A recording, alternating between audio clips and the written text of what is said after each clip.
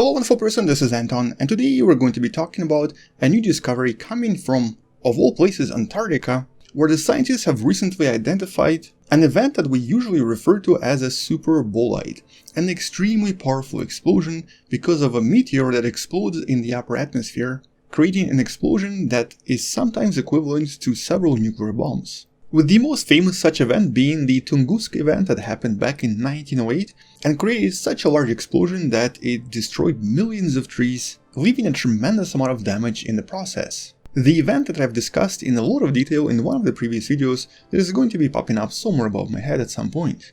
But now the scientists have identified signs of a super bollide happening in Antarctica, although it was quite a while ago, specifically about 430,000 years ago. But it was more powerful, and more importantly, it left a lot of clues around Antarctica. But despite all of this, this study that you can find in the description below is still extremely important in order for us to learn several things about these events, mostly because we now understand that they're really common. We just don't always get to see them. For example, you might have heard about the 2013 Chelyabinsk event, the event that was filmed from many different dash cams in different cars in Russia and essentially surprised everyone. It came out of nowhere, it created a huge explosion, it also caused quite a lot of damage, luckily no one died though, and at the same time it allowed the scientists to study these events because they turn out to be very common. What you might have not heard of though is another really similar but even more powerful event that happened in 2018. The event known as the Kamchatka super bollide that more likely, despite the smaller size, having produced even more energy and more destruction. But it just so happens that it happened where there was no one to witness it. Actually, there was only one witness, the very famous satellite known as Himawari 8, famous in Japan that is, mostly because it provides really beautiful images of planet Earth from that part of the planet, and also I personally have used it many times to keep track of various dust particles, especially when a lot of dust comes from China, which usually happens every year. This satellite produces some of the most beautiful imagery I've seen from any weather satellite on the planet, and it's actually really useful for a lot of different studies. But in 2018, completely by accident, the satellite recorded this, a relatively large and relatively powerful explosion of what seemed to be another bollide. Or in this case, a super bollide. And this explosion, just like the one in Chelyabinsk, and just like the one in Tunguska, was responsible for producing an explosion that was very likely at least a few Hiroshima bombs in power. And some of you might already know from some of the previous videos, NASA keeps a really good track of all of the bollides happening around the planet. And so according to NASA, here's the list, the total list of all of the bollides that happened around the planet since 1988, with the largest one being the one in Chelyabinsk and the second largest one being the one in Kamchatka. But also several other really large explosions, which you see in yellow and in orange, that might have gone unnoticed, specifically the ones over the ocean, the ones in Antarctica, or in some other remote locations where there are just not a lot of dash cams or CCTVs to witness the event.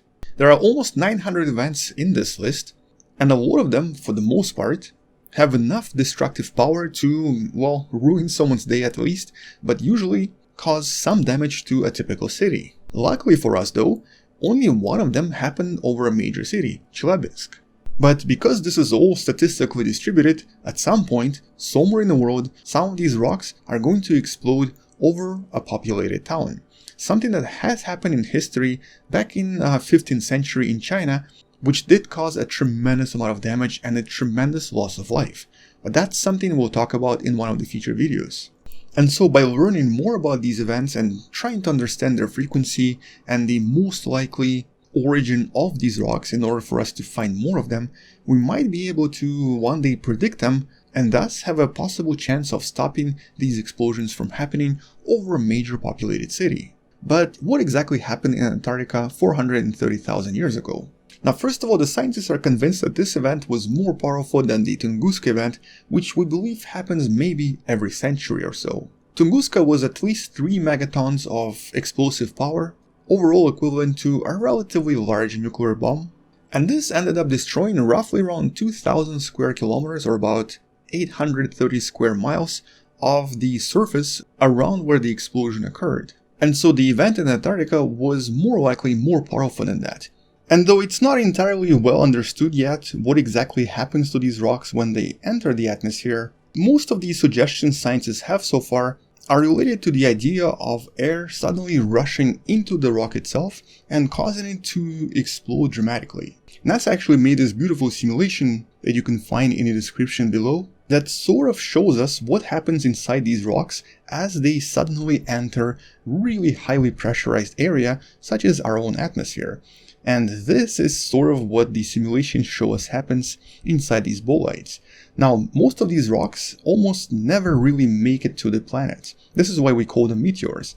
And at the same time, all of these leftovers then end up circulating the planet, creating various emissions on the planet. As a matter of fact, this orange glow you see right here, something that can be easily seen in images from the International Space Station, is what's known as the sodium layer. The sodium layer here is formed by various meteors and of course bolides, burning up in the upper atmosphere and leaving behind a lot of sodium, which then sort of creates this light that's formed by the sunlight. With the main difference being that the larger the rock is, the more likely it's going to cause an extremely explosive event, something that the scientists are still trying to understand a little bit better. So for example, the size difference here is really not that much, with the speed difference also being not very high, but one of these events was about 3 times as powerful as the other event, with Tunguska event being even more powerful, even though the size difference here is once again not really that high. And following this initial explosion and the release of the material here, it then starts to circulate around the planet, as you'll see in the simulation from NASA, which is something that different satellites detected afterwards as they orbited around the planet. So here you can kind of see that all of the debris here eventually starts moving around the planet and is then detected by various satellites and a lot of other detectors on the planet. And so if a bolide is large enough, it can potentially even cause certain changes in the climate and possibly even lower the temperature of the planet for some time. And so this is something that does affect our planet quite dramatically. But obviously the Chelyabinsk meteor was not very big, so the effects were very minute. But the one in Antarctica, when it exploded, it very likely created a much larger explosion, also melting some of the ice underneath, and at the same time created such a huge shower of explosive matter that over the years scientists were able to recover several different samples from pretty much the entire Antarctica, with several different areas, 4 areas specifically shown on this map right here. And the recent research was done in this particular spot, where several of these tiny particles, which are usually produced during bolide events, something that the scientists often refer to as the chondritic spherules, or essentially leftovers from really large asteroid explosions. And by scanning these particles, they discovered that they contain a lot of iron, a lot of olivine, and also a lot of nickel, the usual culprits we find inside a typical asteroid or a typical rock coming from space, with the composition roughly matching the type of meteorites known as pallasites, one of which you see right here in this image. But more importantly, the scientists were then able to chemically match the samples they discovered in their location to some of the other samples from other studies, thus implying that all of these particles found in 4 different locations were very likely produced in a single event of a really explosive nature. And since the scientists so far have not discovered any crater anywhere in Antarctica, the implication here is that the rock most likely exploded in the atmosphere like a typical bolide, thus leaving behind nothing. Nothing but these tiny particles that were then discovered in different locations. And so by discovering this event, the scientists can now start estimating the likelihood of similar events happening sometime in the future. As a matter of fact, the more of these bolide events we discover on the planet, the more likely we'll be able to find some kind of a statistical prediction model which will allow us to at least know when the next one will happen. Because for now at least, these events right here are definitely the ones we're having the most trouble predicting, tracking, or in some sense knowing what to do with them even if we discover that one of these events is about to happen. We don't really have any means of redirecting these asteroids, nor do we have any means of preventing them from hitting the planet. As a matter of fact, so far there has only been one event that was predicted only a few days before it happened, which was then tracked for a few hours. But that was a complete accident, and so far no good model exists in helping us anticipate, predict, or prevent air bolides from striking again.